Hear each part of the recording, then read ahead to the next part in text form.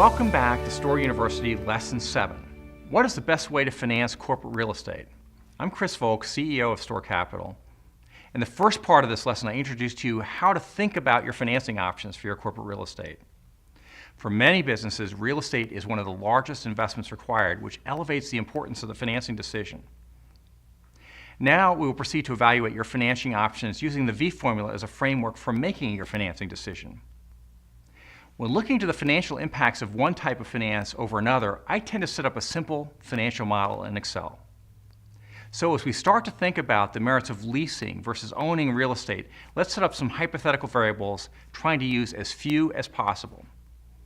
In this case, my financial model, which is available on Store's website at www.storecapital.com, uses just 10 variables. And here they are. First, I start off with sales. Let's assume $1.5 million a year. Second, I assume annual sales growth of 2%. Third, I assume an EBITDA margin of 20%.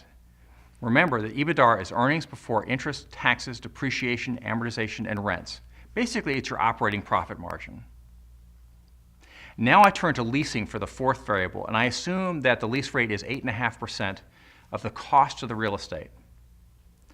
For the fifth variable, I assume that rents are 8% of sales, which is $1.5 million in sales times 8%, or $120,000 a year.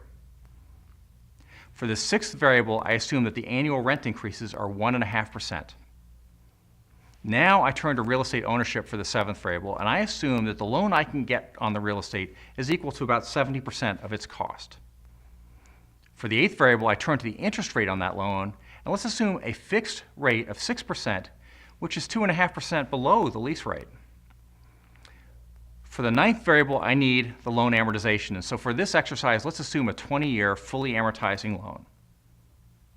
Then there's the 10th variable, which is designed to get us all the variables that we need for the V formula.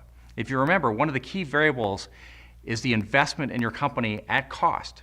And investment is more than just the cost of real estate, but includes any other asset funded with YAM, your own money, or interest-bearing OPM, which is other people's money. So for this variable, I'm going to assume that the corporate working capital that needs to be financed as such is equal to 15% of the real estate value.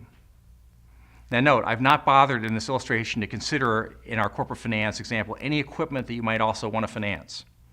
To make this simple, we'll just assume that you've made that decision, which means that overlaying these costs will have a similar impact on each scenario.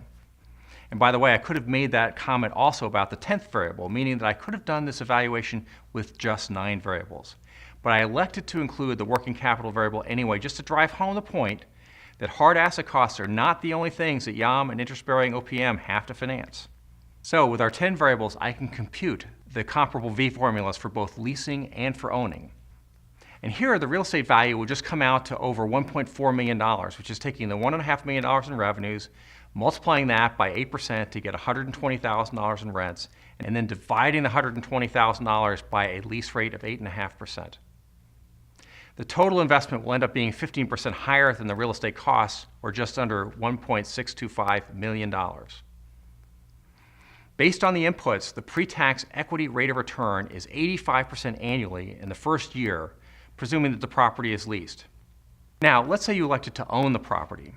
Your capital mix would change a lot because the assumption is that your lender would finance 70% of its value.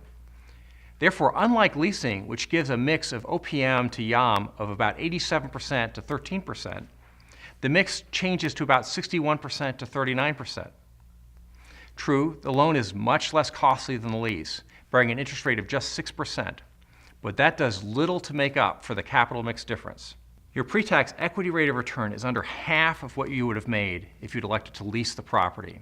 And here you're taking $1.5 million in sales, dividing it by $1,624,000, which is your investment in the company, times 20%, which is your EBITDA margin, minus 60.87%, which is the amount of OPM, or the proportion of OPM that you have in the company, times 6%, which is the interest rate on that OPM. And you divide that entire numerator into a denominator, which is 39.13%, which is the amount of YAM, or your own money, or shareholder equity. And that amount is equal to a pre-tax current return of 37.9%. So now we're making progress on understanding how to evaluate our real estate financing decisions. In this case, our leasing options appear superior, but we are not done yet. There's more to think about, and we'll start to do that in our next chapter. Until then, I'm Volk, thanking you for joining me on this value creation journey.